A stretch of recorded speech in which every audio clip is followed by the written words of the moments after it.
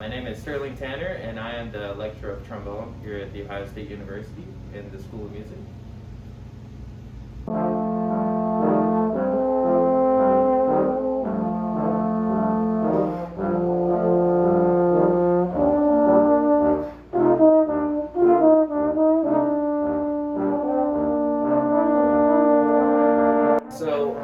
The purpose and the goal of having the trombone quartets was really multifaceted. First thing is that in this current time of situations that we're in with the COVID pandemic, we needed to make sure that we were being as safe as possible with using these smaller groups. We were allowed to be indoors safely in a smaller room and not have to go outside and rehearse like we did last semester, which was kind of hard when there's 3 feet of snow on the ground and all that stuff. So yeah, it's been really great for us to be able to safely meet. We had a total of 6 groups, and the groups were set up somewhat randomly.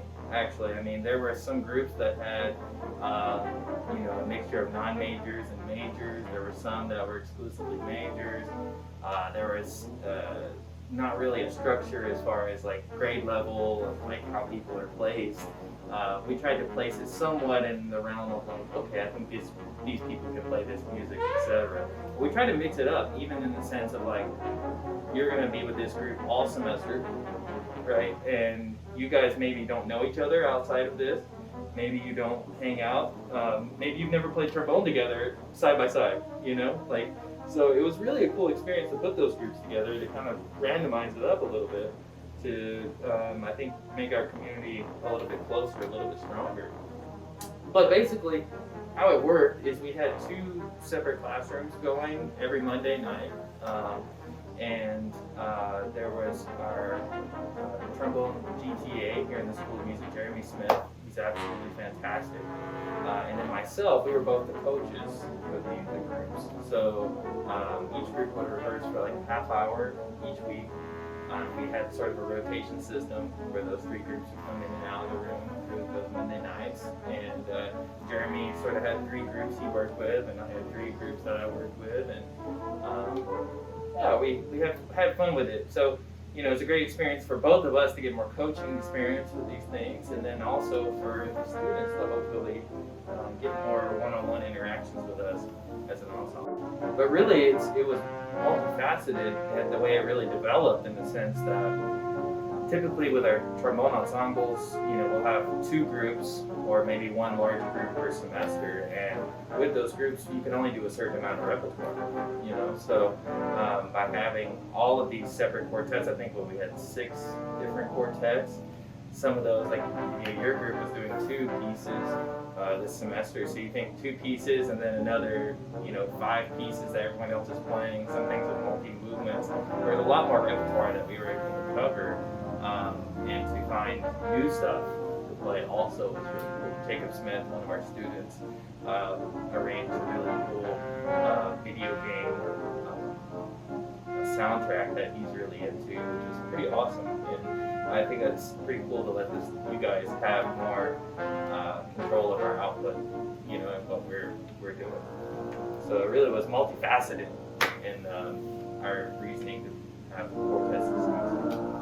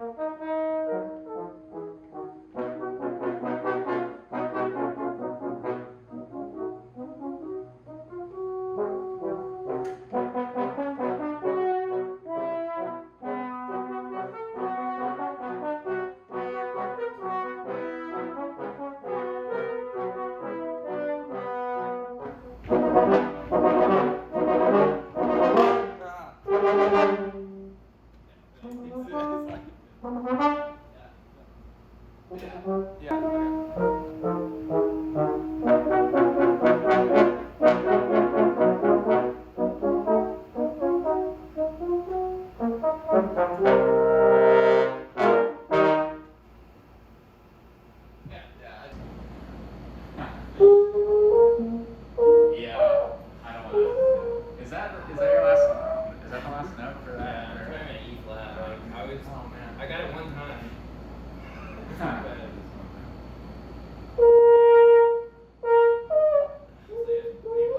Play that high in what position? Think of where your G is.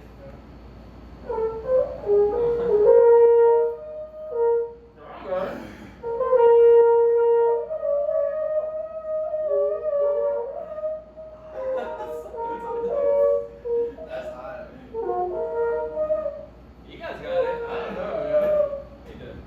I'll take over from I think it's important to look at the history of music making, through time.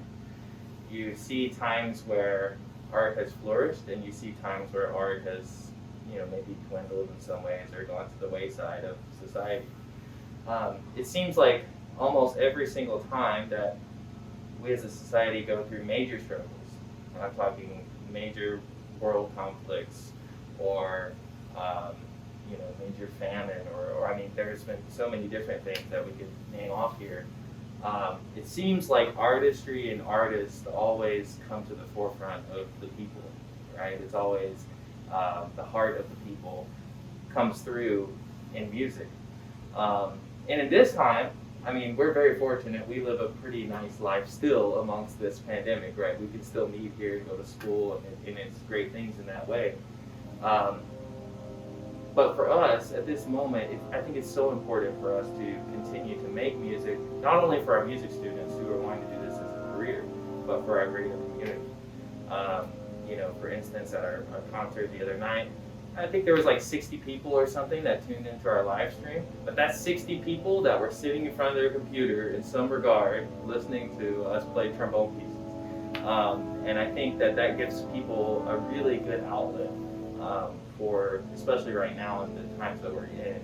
So I think it's important for us, it's important for our community, and for us to figure out ways that we can give back to that community.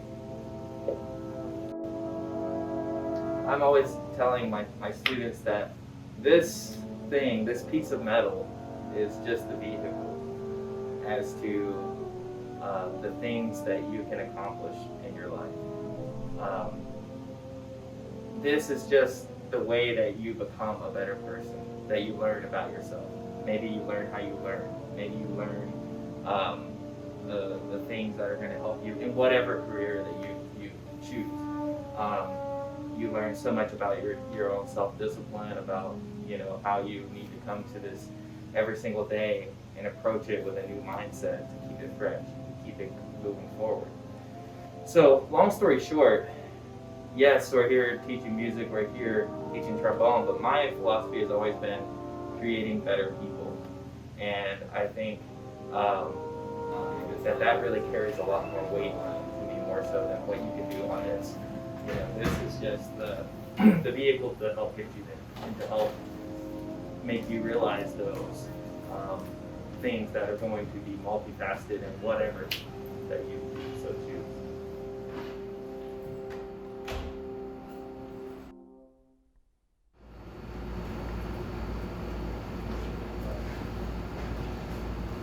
Wait. Oh, no, this is probably different. Is that oh,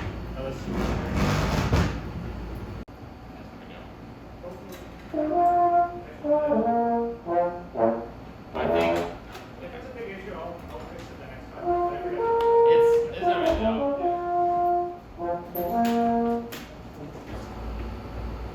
Yeah. So yeah, we should try that one more time. So yeah, so it could be 8% to 15.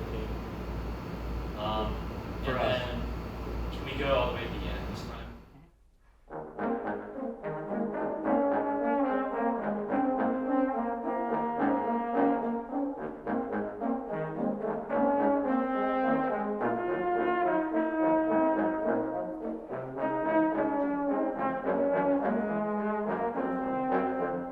And then Jacob Smith's piece that he transcribed, interesting piece of music. I had never even heard of that composer before, there's so many video game pieces that are out there that there's so many video games that we don't even know about, right? And then there's all these soundtracks that accompany this music. So, I mean, you'd be amazed from the amount of discovery from even myself that came through just working with that group on that piece. Because then Jacob was like, hey, check out this website that has literally all of this stuff in a database, right? All of this video game music by primarily Japanese composers.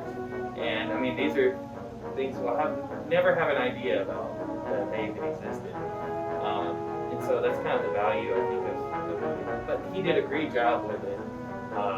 Just really trying to get his feet wet and arranging and transcribing the pieces, and that's something that's really up his alley. And just a great all-around opportunity just to showcase his skills and as well as get him in there and play it. Because actually, through that group, I think Jacob coached the group more than I did, which was cool because it was his piece, and it was a really, really cool thing to watch.